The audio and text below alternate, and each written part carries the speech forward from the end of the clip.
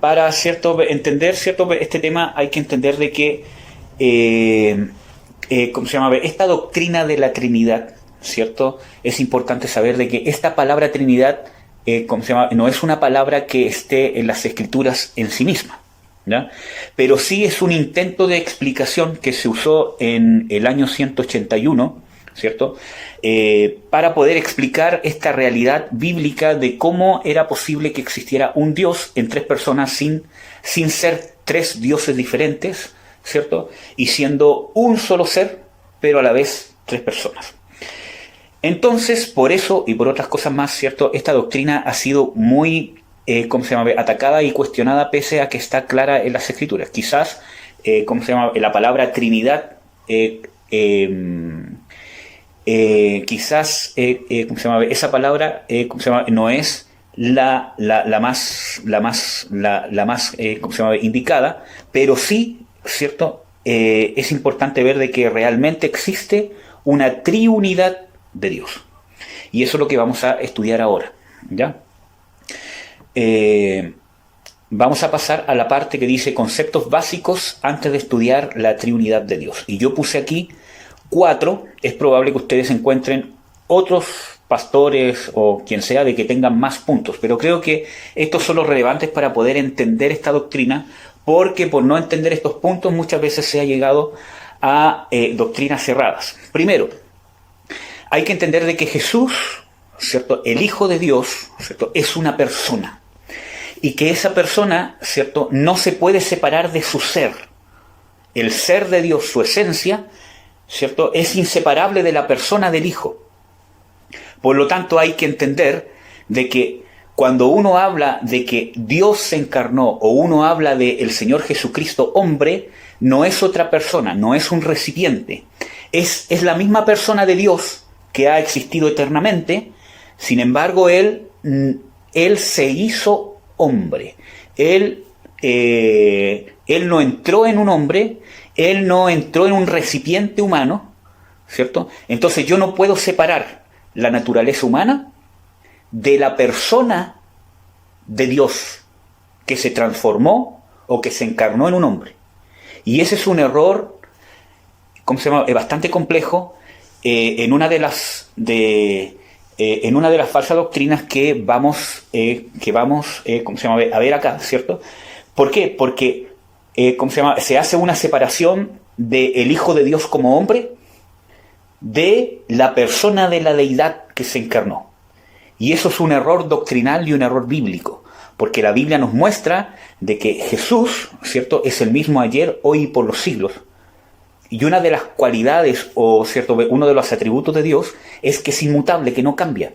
Por lo tanto, esta persona del Hijo, ¿cierto?, no la puedo separar de su naturaleza humana. Es el mismo Dios, es esta misma persona que es Dios, quien está no en la naturaleza humana, sino quien está encarnado en la naturaleza humana. ¿Ya? También, punto 2, Dios es un todo. Y eso es importante entenderlo.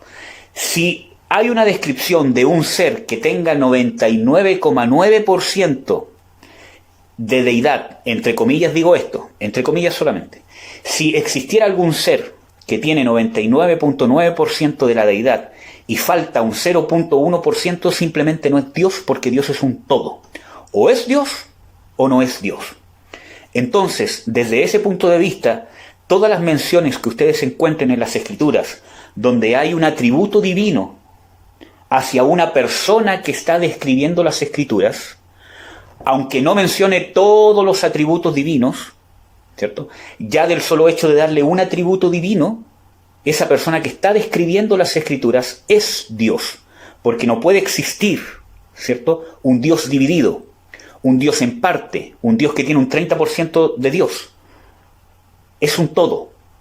Por lo tanto, si Dios es eterno, ¿cierto?, y las Escrituras hacen una descripción de que ese ser que se está describiendo es eterno, yo tengo que entender que es Dios y que por ende tiene todos los atributos que son de Dios. Ahora, ¿qué es un atributo de Dios? Son atributos o cualidades que son intransferibles a otro ser aparte de Dios, ¿cierto?, que todo otro ser aparte de Dios son criaturas. El único ser que no ha sido creado, que no tiene principio ni fin, ¿cierto?, y del cual proceden todas las cosas, es Dios. Y hay atributos o cualidades que son únicas de Dios, que son intransferibles porque no las puede tener un ser que no sea Dios, ya sea por el solo hecho de que es un ser creado. Por ejemplo, la eternidad. No hay ningún otro ser que pueda ser eterno. Pero existen otras cualidades que son transferibles y que es más, Dios las exige en sus criaturas, como por ejemplo la fidelidad. Las escrituras dicen de que Dios es fiel, ¿cierto? Pero Dios también nos exige fidelidad. Pero sin embargo, Dios es omnipresente, pero nadie más puede ser omnipresente. Dios es omnipotente, nadie más es omnipotente. Dios es omnisciente, nadie más puede ser omnisciente. Entonces vemos de que estos atributos intransferibles, ¿cierto?, son los que describen a Dios, son únicos de Dios. Entonces cuando estudiemos las Escrituras, nosotros tenemos que entender la totalidad de Dios. Si la Biblia me describe a Dios con el atributo de eternidad, inmediatamente tengo que entender que todos los otros atributos de Dios están en ese ser que la Biblia está describiendo. Esto no quiere decir de que las Escrituras hagan una descripción de otro ser que no sea Dios con atributos divinos, sino que toda descripción que hace las Escrituras de un atributo divino es el Dios único. Amén. Ahora, punto 3. Hay que entender también de que la naturaleza de Dios no se puede explicar con lógicas humanas.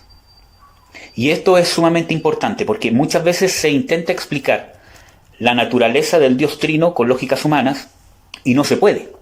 Hay que entender de que toda verdad de Dios se revela al hombre, y es una verdad que es así, y Dios la revela al hombre en la medida que la quiera revelar, cómo la quiere revelar, y la revelación llega según la manera que Dios la envía.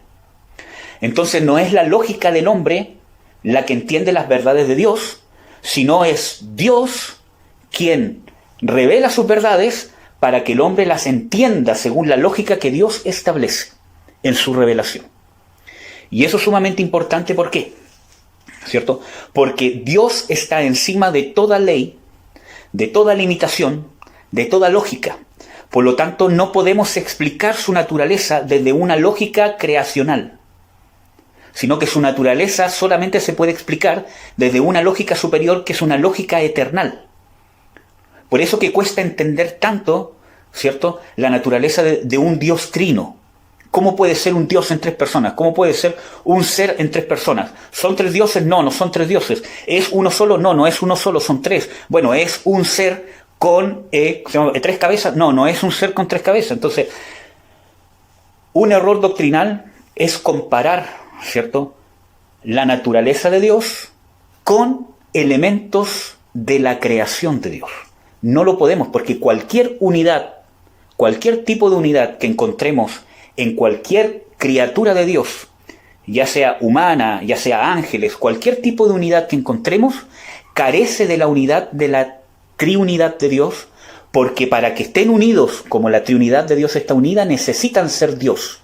Si no, esa unidad es imposible. Esa unidad no es replicable, porque esa unidad se da en el ser de Dios. Por lo tanto, yo no puedo comparar la triunidad de Dios y yo no la puedo explicar, por ejemplo, con que como el hombre tiene espíritu, alma y cuerpo, así es Dios también. No, porque aunque el hombre tiene espíritu, alma y cuerpo y es un solo ser, pero no se compara con la unidad divina que tienen las tres personas de la Trinidad. ¿Por qué? Porque yo puedo separar el cuerpo del alma. ¿O no? En cambio, Dios es inseparable. Como vamos a ver en este estudio, donde está una de las tres personas de la Trinidad, está la presencia de las otras dos, porque es un solo ser. En cambio, no necesariamente donde está mi cuerpo está mi alma, porque yo puedo estar muerto, y donde está mi cuerpo no está mi alma, o donde está mi alma no está mi cuerpo. Por lo tanto, yo no puedo compararlo, aunque quizás en la creación de Dios puede haber una sombra, ¿cierto?, del Creador detrás, claro que sí. Pero la unidad que tienen las tres personas de la Trinidad no se puede explicar con la naturaleza creacional de Dios, porque para que dos elementos tengan esa misma unidad, necesitan ser Dios, porque esa unidad se da en el ser de Dios y por causa de su naturaleza divina. Amén.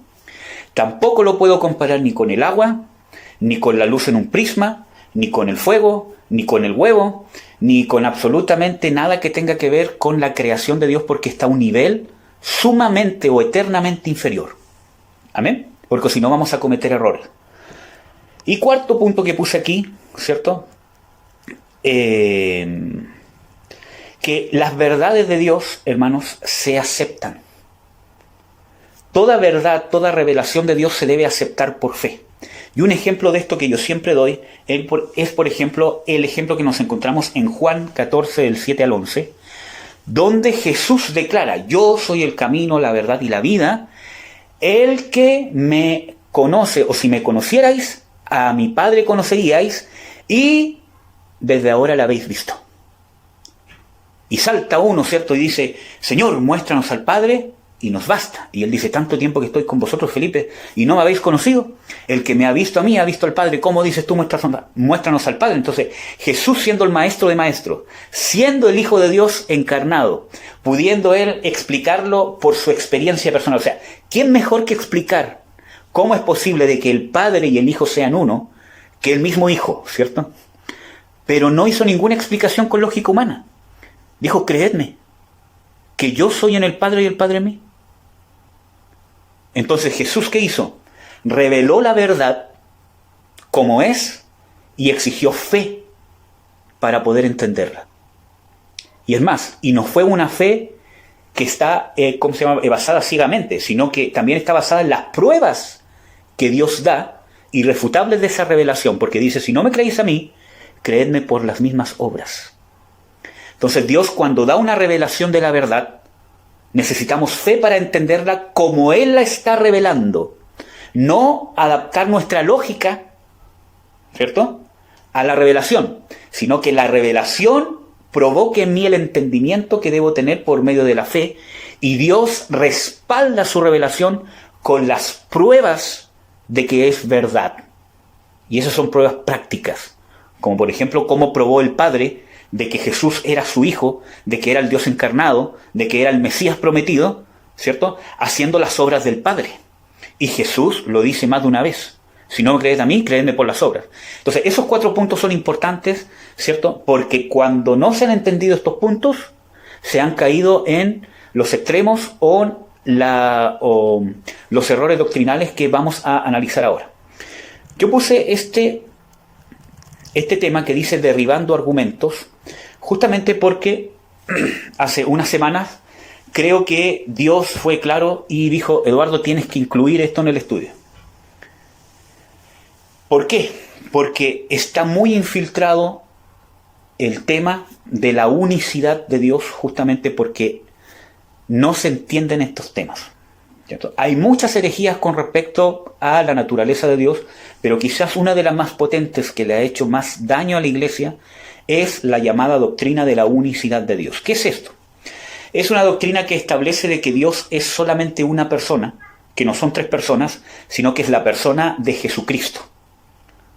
Y esto tiene sus bases en algo de hace muchos siglos atrás, que se llama modalismo, donde dicen de que Dios es una persona y que se ha manifestado de diferentes modos.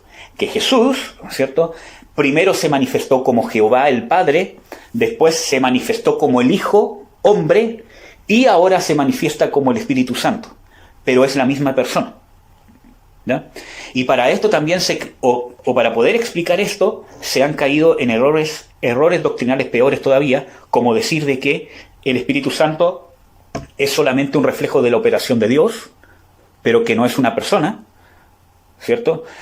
O separar justamente a la persona del Dios encarnado de la persona de Jesús, hombre. Entonces, porque es necesario hacer esas separaciones para poder explicar esta doctrina, porque no tiene sustento bíblico. Entonces, cada vez tengo que ir más allá para poder explicar esto. Entonces, vamos a ver algunos argumentos que se usan en esta doctrina de la unicidad, ¿cierto? Vamos a ir viendo algunos pasajes bíblicos que usan y los vamos a ir explicando cómo realmente son según la Biblia. El primer pasaje es Deuteronomio 6:4, donde dice: Oye Israel, Jehová vuestro Dios, uno es. Y eso mismo el Señor Jesucristo lo ratifica en el Nuevo Testamento, y uno de los pasajes donde sale es Marcos 12:29, donde, ¿cierto?, el mismo Señor Jesucristo dice de que el mayor mandamiento de todos es: Oye Israel, Jehová vuestro Dios, Jehová uno es. Amarás al Señor tu Dios con todo tu corazón, etcétera, etcétera. Entonces, vamos a explicar por qué, ¿cierto?, en este pasaje ellos dicen, ¿cierto?, que aquí dice de que Dios es uno, que es una persona. Pero vamos a ver de que el pasaje en sí mismo no dice que es una persona. Es un ser, es un solo Dios, pero no dice necesariamente que es una sola persona. ¿No? Hay que entender con personas, ¿cierto?, con personalidades, características individuales que se diferencian de las otras, como por ejemplo enojo, tristeza, mandar, ordenar, etcétera, etcétera, que los vamos a ir viendo, ¿cierto?, en este estudio. Bueno, primero hay que ver el contexto de este pasaje bíblico en Deuteronomio 6. Nosotros vemos de que es un llamado de parte de Dios por medio de Moisés, ¿cierto?, a dejar la idolatría. Nosotros vemos de que en los pasajes que siguen, ¿cierto?, y en todo el contexto del capítulo 6, ¿cierto?, habla, ¿cierto?, de Oye Israel, Jehová vuestro Dios uno es, pero está hablando de la idolatría. De la idolatría de los dioses que ellos traían de Egipto y de los falsos dioses que se iban a encontrar en la tierra donde iban a entrar a poseerla. Entonces, desde ese punto de vista uno puede ver, ¿cierto?, de que realmente Dios está diciendo: oye, Jehová vuestro Dios, Jehová uno es. O sea, lo que Dios les está diciendo de todos los falsos dioses que ustedes conocieron en Egipto, que hay acá, Jehová es vuestro Dios. Jehová es el Dios de Israel y es el único Dios verdadero. Entonces vemos de que el contexto está haciendo un llamado en contra de o una advertencia en contra de la idolatría. Por eso que en el versículo 5 inmediatamente dice: amarás a Jehová tu Dios. Y aquí Jehová le da identidad al pueblo. Yo soy tu Dios, no los otros dioses que te vas a encontrar acá. Yo soy tu Dios. ¿Ya? Eso le da identidad al pueblo. Y después dice: amarás a Jehová tu Dios con todo. ¿Cierto? Y ese con todo habla de que no se puede dar cabida, ¿cierto?, a devoción, adoración, cualquier otra cosa a otro Dios, por muy pequeño que sea, hacia otros dioses. A Dios hay que amarlo con todo. No hay cabida, ni por muy minúsculo que sea, en la adoración, en el seguimiento, en el amor de cualquier otro Dios, cualquier otro ídolo. Esto no quiere decir de que los otros ídolos sean realmente dioses. Nosotros vemos de que en 1 Corintios 8, por ejemplo, y 10, ¿cierto?, las Escrituras, y Pablo dice: hay muchos señores, ¿cierto?, y hay muchos que se dicen ser dioses. Pero nosotros sabemos que un ídolo nada es y que hay un solo Dios verdadero. Entonces, lo que Dios está diciendo, ¿cierto?, es que le está dando identidad al pueblo y les está diciendo: yo soy el Dios verdadero, y a la vez, ¿cierto?, se identifica con el pueblo de Israel como su Dios. Y demanda que el pueblo de Israel lo identifique a él como el Dios de ese pueblo Israel. Porque es un llamado contra la idolatría. Primer punto, el contexto bíblico nos habla de que es un llamado en contra de la idolatría. ¿Ya? Por eso dice: Jehová es uno es. ¿Ya? Vamos a ver que según el contexto no está hablando que es una persona. Ahora, esa palabra uno usada ahí en el Antiguo Testamento es una palabra hebrea que es echad, que quiere decir propiamente unido. Y es la misma palabra que se usa en pasajes como por ejemplo en Génesis 2, cuando dice: y serán los dos una sola carne, por ejemplo, cuando habla de Adán con Eva. Entonces vemos de que no es una palabra que es usada para un uno absoluto, sino es una palabra que significa unidad. Cuando dice Jehová vuestro Dios uno es, esa palabra uno es una palabra que significa unidad. No significa un uno absoluto como una persona. Por ejemplo, nos encontramos en Génesis 2:22 que se usa esa palabra. En Génesis 11:16 donde dice: he aquí el pueblo es uno. Y el pueblo son muchas personas. Porque esa palabra denota unidad, no un uno absoluto. Si esa palabra quisiera decir un uno absoluto, no se podría referir a la unidad, sino tendría que referirse a un individuo en particular. Entonces vemos de que esta palabra no es el caso de un uno absoluto, ¿ya? En Génesis 34:16 también dice, y seremos un pueblo. Entonces así vemos muchos ejemplos, ¿cierto?, donde realmente, ¿cierto?, esa palabra se usa para como unidad, ¿ya? Vamos a seguir. Ahora, nos encontramos con otra palabra, ¿cierto?, que sí quizás hace referencia a un uno absoluto en el hebreo, que es usada en el Antiguo Testamento, que es la palabra Yag-Hid, ¿ya? Y esa palabra sí significa uno, y es usado 12 veces en el Antiguo Testamento, por ejemplo, para unigénito, en Zacarías 12:10, en Amós 8:10, perdón, ¿cierto? Esa palabra es utilizada para referirse al unigénito, que es único. Y ahí sí se está refiriendo a una persona, que como vamos a ver en este estudio es Jesús, ¿ya? ¿Qué más? También esta palabra se usa para hijo único, en algunos pasajes como ustedes pueden ver en sus notas, ¿ya? También se usa esta palabra para referirse a la vida única que tengo. Entonces vemos de que no hay ejemplo donde se use esta palabra, esta otra palabra que les estoy diciendo, en una unidad, sino realmente refleja un uno absoluto. Por lo tanto, si Dios hubiese querido decir realmente en Deuteronomio 6:4 que Él era un uno absoluto, una sola persona, probablemente hubiese usado esta palabra Yag-Had y no hubiese usado la palabra que nosotros vemos aquí, que es Echad, porque la palabra Echad quiere decir unidad y es la que se usa en Deuteronomio, y hay otra palabra que podría haber usado Dios, que es Yag-Had, y no la usó. Entonces vemos de que no quiso expresar un uno absoluto o una sola persona, porque nosotros, como vamos a ver en este estudio, existe en el Antiguo Testamento evidencias de una pluralidad en el Dios único, que a medida que avanza la revelación progresiva de Dios, nos damos cuenta que son tres personas, Padre, Hijo y Espíritu Santo, ¿ya?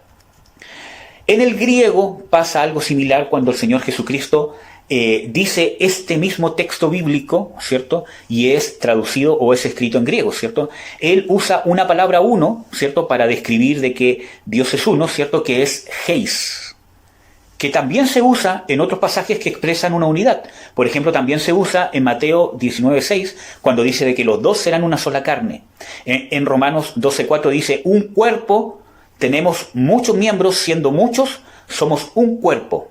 Entonces también en esa palabra uno, que es la misma que usa Jesús para decir de que Jehová Dios uno es, también es una palabra que en el griego también expresa una unidad y no un uno absoluto, ¿ya?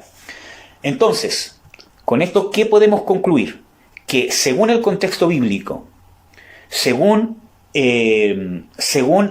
las palabras usadas en el original, tanto en el Antiguo como en el Nuevo Testamento, no podemos decir, la Biblia no nos permite decir de que Deuteronomio 6:4 está diciendo de que Jehová es una persona, solo una persona. Dice que es un solo Dios, sí, que es un solo ser, no hay otro fuera de él. Es un solo ser, pero no dice que es una persona. No cierra esa posibilidad. Vamos a entender que no quiere decir de que sean tres dioses o que sea más de un dios, porque las escrituras son claras en decirnos de que es un solo Dios. Pero no dice aquí que es una persona solamente. No lo dice, ¿ya? Las mismas escrituras no nos dejan afirmar eso con respecto a este texto bíblico. Vamos a ver otro pasaje bíblico que es usado, que es Juan 4:24. Según esta doctrina de la unicidad, ¿cierto?, Dios es espíritu, ¿cierto?, y el espíritu no es otra persona sino el mismo Dios unipersonal. ¿Por qué? Porque en Juan 4:24 dice de que Dios es espíritu y los adoradores, ¿cierto?, es necesario que le adoren en espíritu y en verdad. Entonces, como dice aquí de que Dios es espíritu, ellos dicen, bueno, Dios, que es una persona, es espíritu, por lo tanto, esta persona es espíritu y no puede haber otra persona que sea el espíritu. Entonces, vamos a ver que este pasaje no prueba de ninguna manera la unicidad de Dios. ¿Por qué? Porque solamente, ¿cierto?, aquí está hablando de que la naturaleza de Dios es espiritual. Y desde esa naturaleza espiritual divina es que Dios busca adoradores que le adoren desde la naturaleza espiritual. En 2 de Pedro 1:4 dice de que Dios nos ha hecho partícipes de su naturaleza, habiendo huido de la corrupción de este mundo o de este siglo. Entonces vemos de que eso pasa en el nuevo nacimiento, en la nueva criatura, en la conversión.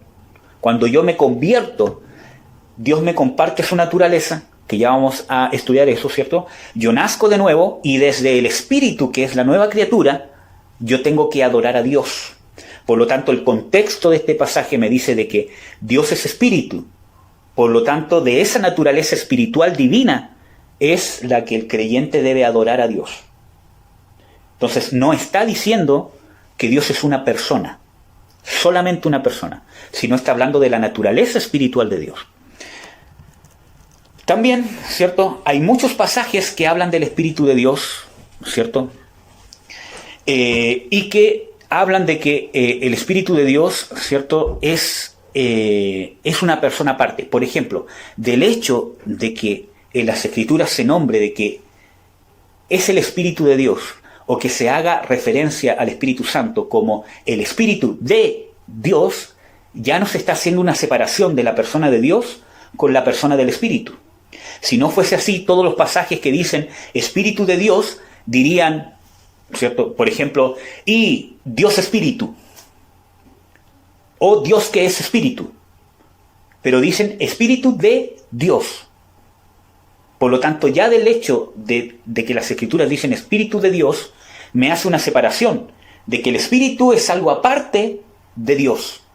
Pero vamos a ver de que la Biblia no nombra como Dios, ¿ya?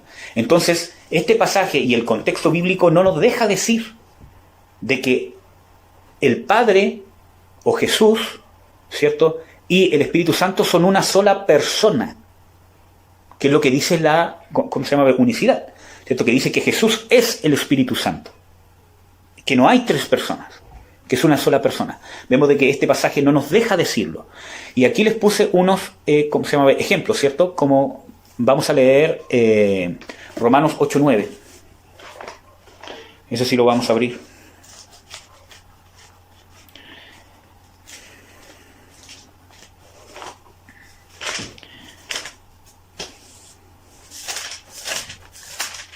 Romanos 8:9 dice: mas vosotros no estáis en la carne, sino en el Espíritu, si es que el Espíritu de Dios mora en vosotros. Y si alguno no tiene el Espíritu de Cristo, el tal no es de él. Entonces, si realmente la unicidad fuera verdad, este texto no tendría ningún sentido.